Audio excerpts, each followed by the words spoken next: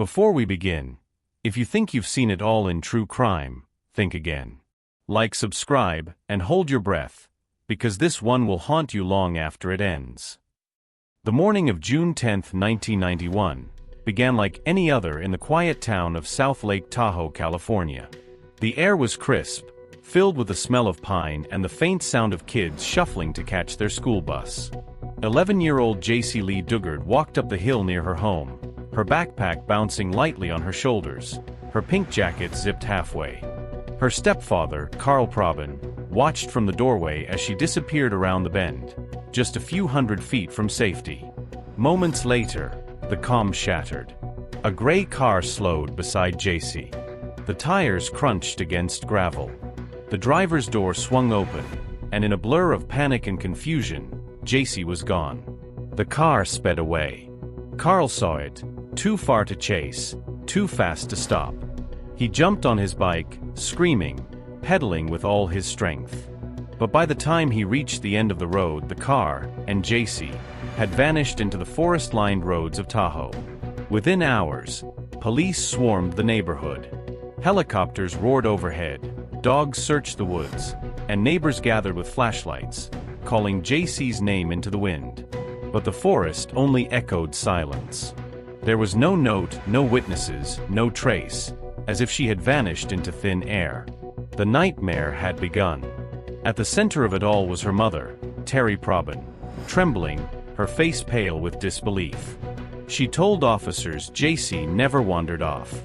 She was shy, careful, afraid of strangers. She wouldn't go willingly, Terry repeated, voice breaking. The police agreed, this was an abduction.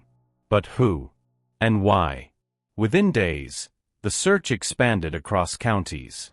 Flyers flooded stores, schools, and post offices. The nation watched as another child's face joined the growing wall of the missing. Tips poured in by the hundreds, but every lead ended the same way, nowhere. Weeks turned to months. Months into years. Each anniversary brought a flicker of hope, only to fade again. Jaycee's mother appeared on TV, begging, pleading, refusing to give up. Carl replayed that morning over and over, haunted by the image of the car speeding away. The case was cold, but their grief burned on. Meanwhile, deep in the suburbs of Antioch, nearly 170 miles away, a man named Philip Garrido lived behind a high wooden fence. He was a convicted sex offender, out on parole, seemingly just another quiet neighbor with a wife, Nancy. But beyond that fence, hidden from view, lay a secret world, a maze of tents, sheds, and tarps in his backyard. A world no one knew existed. And somewhere within it was Jaycee. Years passed. Jaycee's name began to fade from headlines. But inside that compound, her world had frozen in time. Cut off from the outside, she grew from a terrified child into a quiet shadow of herself. To the world, she was gone. To her captor, she was invisible, a ghost in plain sight. Back in South Lake Tahoe, detectives continued chasing leads, psychics, sightings, even confessions. Nothing matched. But behind the scenes, one detective, Sergeant Ron Angel, couldn't let it go. Cases like this, he said years later, they don't leave you. You dream about them. You see their faces every night. Then, out of nowhere, a strange break. In 2009, nearly 2 decades after Jaycee vanished, a University of California officer noticed something odd. A man stood on campus with 2 young girls, behaving strangely. The girls looked pale, quiet, uncomfortable, their speech oddly formal. The officer reported it, noting the man's name, Philip Garrido. It was a name already on the sex offender registry. The report reached Garrido's parole officer, who decided to bring him in for questioning. Garrido arrived at the parole office with his wife, and with him, a woman in her late 20s who called herself Alyssa. Her eyes darted nervously, her voice shaky but polite. When asked who she was, Garrido claimed she was a family friend. The officers weren't convinced.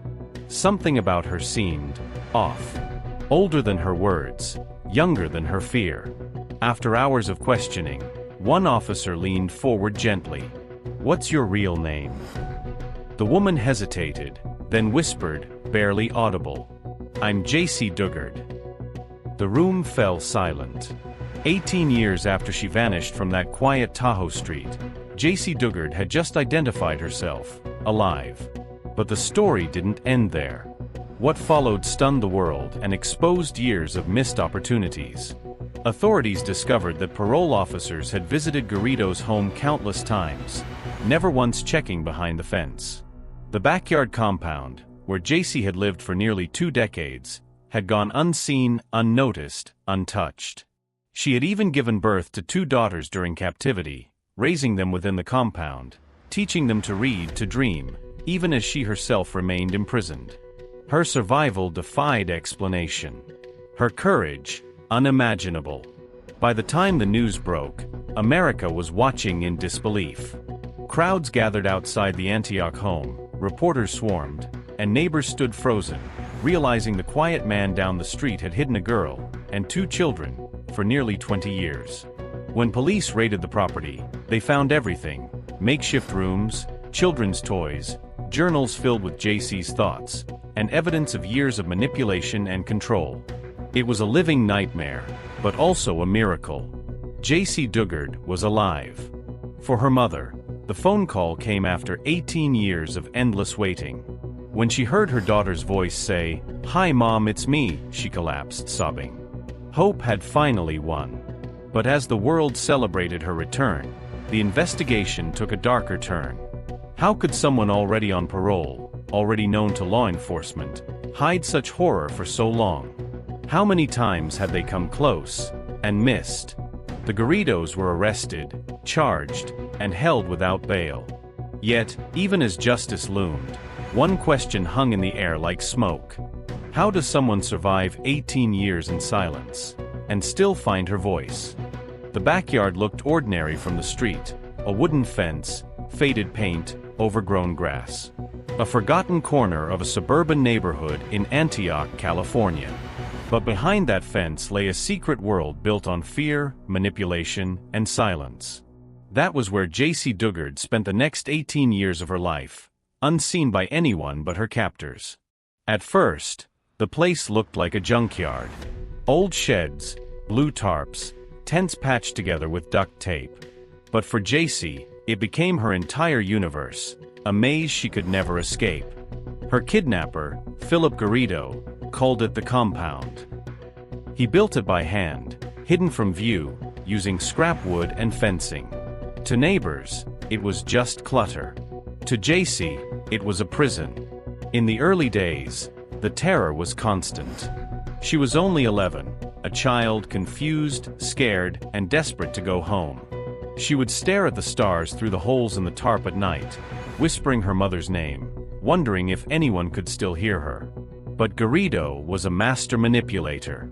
He used isolation as a weapon, kindness as a leash. He told Jaycee she was chosen, that the world outside was dangerous, that only he could protect her. He called it God's plan. In her innocence, fear blurred into obedience. Days turned into weeks, weeks into months. The line between freedom and captivity began to fade. As the years crawled by, Garrido's delusions deepened. He believed he could control his demons through Jaycee's presence. His wife, Nancy, played her role, not as a savior, but as a participant. Sometimes she acted like a mother figure, other times, she was cold, jealous, and distant. Together, they created a twisted version of family life inside that backyard. Jaycee was given journals and crayons. She wrote letters she could never send, drew pictures of her lost home, and imagined what her friends might look like now. She clung to those drawings as pieces of herself, the last fragments of the girl who had once walked to school on that bright Tahoe morning. Time moved strangely inside the compound. Garrido would disappear for days, only to return with food, supplies, and strange ideas. He began recording hours of rambling tapes, preaching about God and voices in his head. Sometimes he forced Jaycee to listen. Sometimes he spoke to unseen beings, pacing back and forth, lost in delusion. To cope, Jaycee built small comforts. She tamed a stray cat, named it, and talked to it like a friend.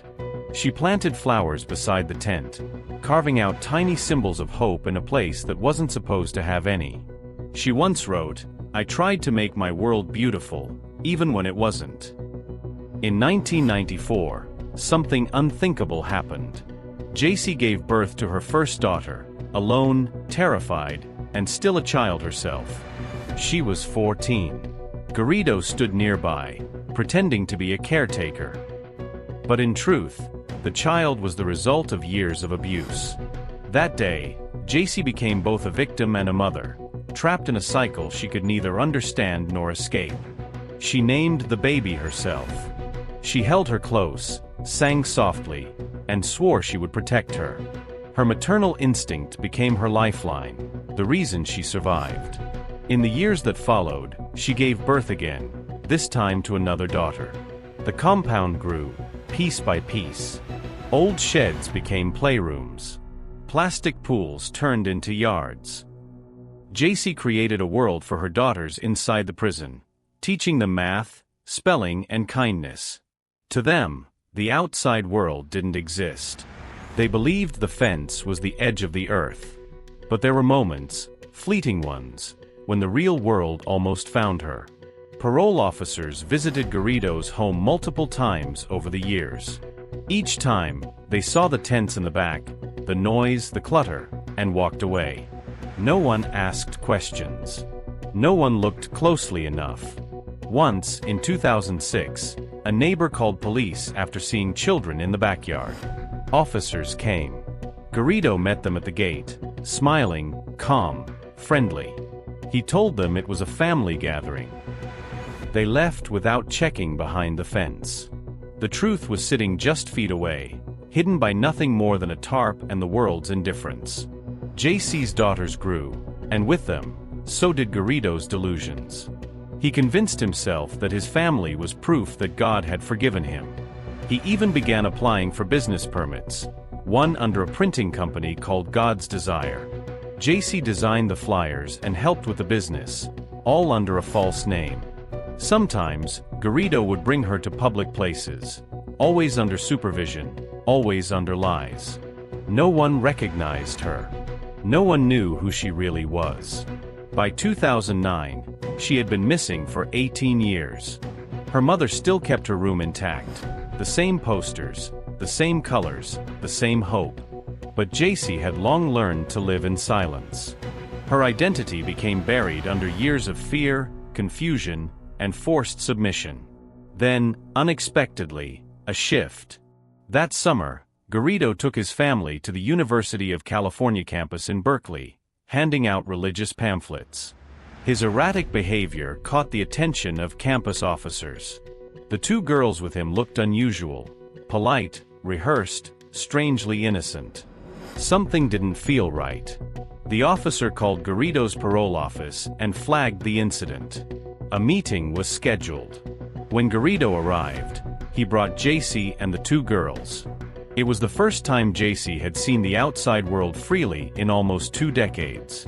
Inside that small room, surrounded by officers, her heart raced. Garrido rambled incoherently, defending himself. Then one officer turned to Jaycee and gently asked, "Who are you?" For a moment, she didn't know.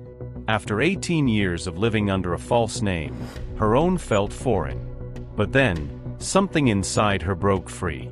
Her voice trembled. "My name is Jaycee. Jaycee Lee Dugard." The officers froze. Her words cut through the air like a bell after a long silence. 18 years of searching, of pain, of unanswered prayers, all ending in one sentence. When the truth came out, the nation erupted in disbelief. TV networks broke into live coverage. Reporters swarmed Antioch. The world finally learned what had happened to the girl who vanished on her way to school. But as the investigation deepened, one question lingered. How many times could she have been saved? If only someone had looked closer? 18 years. That's how long Jaycee Dugard's life had been erased. Buried behind a fence, hidden beneath lies, and swallowed by silence. But August 26, 2009, would break the spell. South Lake Tahoe was unusually quiet that morning, the kind of silence that sits heavy before a storm. Inside a small campus police office at UC Berkeley, two parole officers stared at a man they couldn't quite figure out. Philip Garrido was his name, jittery, smiling too much, his eyes never quite focusing. He'd brought two young girls with him. They were polite, almost rehearsed. And then there was the woman, soft-spoken, pale, eyes downcast. She said her name was Alyssa. Something about her didn't fit. The officers had dealt with liars before, but this one, she didn't seem like she was hiding a crime, she was the crime. When they separated her from Garrido and asked again who she was, her hands began to shake. The silence in that small room stretched until it broke. "My name is Jaycee Lee Dugard." The officer froze. The name hit like a thunderclap, a name burned into police databases for almost 2 decades, a missing child case that had gone colder than winter itself. The room shifted, air tightened, and then everything snapped into motion. Hours later, the Garrido property in Antioch was swarmed by law enforcement. Satellite trucks rolled in, neighbors gathered, and the nation held its breath. Behind that weather-beaten fence, the one no one questioned for years, officers uncovered a backyard maze of tents, tarps, and sheds. It looked less like a home and more like a prison built out of madness. There were dolls without faces, children's books scattered in the dirt, and notes scribbled in a trembling hand. Evidence of years spent surviving, not living. The two girls who came with Garrido? They were Jaycee's daughters. Both born in captivity. Both raised never knowing the outside world. The truth unraveled like a nightmare that had been running too long. While detectives processed the scene, Jaycee sat in a quiet room nearby. A woman in her late 20s who looked like a teenager and a survivor who barely knew what free meant anymore. She didn't cry. She didn't scream. She just sat, watching people rush around her, speaking names and dates that felt like ghosts. She whispered to one officer, "Is my mom still alive?" When they told her yes, her breath hitched. That was the first real crack in her composure. 18 years of silence began to tremble. They flew her to El Dorado County that same night. The reunion with her mother was indescribable. Cameras didn't capture it, they weren't allowed to. But those who saw it said it felt like the air itself broke. The screams, the tears, the way they clung to each other as if afraid they'd disappear again. Jaycee was home. But she wasn't the same child who had vanished in 1991. The world had changed. She had changed. Meanwhile, Philip Garrido sat in custody, talking about angels and voices from God. He claimed he was reformed, that Jaycee loved him, that everything was meant to be. But investigators saw the truth in the photos, the notebooks, the DNA, and the scars. His wife, Nancy Garrido, had been part of it all, an accomplice who lured an 11-year-old into a car and helped keep her hidden for nearly 2 decades. During interrogation, Nancy barely blinked. She wanted to stay, she muttered. But the evidence said otherwise. The case exploded across every headline. The world wanted to know, how could this happen for 18 years without anyone noticing? Police reports revealed missed opportunities. Parole visits that ignored clues. Calls that went unanswered. A system that failed a child, repeatedly. Neighbors remembered hearing children's voices. They thought Garrido ran a daycare. No one asked questions. Even parole officers had walked into the backyard before, and somehow, didn't see the hidden world behind the fence. The aftermath became more than just a criminal case. It was an indictment of complacency, a mirror held up to the flaws of law enforcement, and a haunting reminder of how evil thrives in plain sight. In the months that followed, Jaycee began to heal, slowly, painfully, publicly. She relearned what choice meant, what sunlight felt like, what normalcy sounded like. Her daughters laughed for the first time without fear. They learned what a playground was. The nation rallied behind her, but she didn't want pity. She wanted strength. She wanted control of her story. When she finally published her memoir years later, it wasn't about horror. It was about survival. At Garrido's sentencing in 2011, the courtroom was silent. He was handed 431 years to life.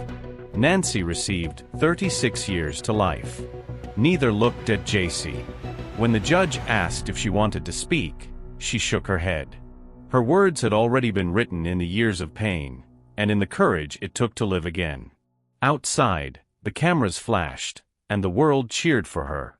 But Jaycee wasn't looking for fame. She was looking for peace.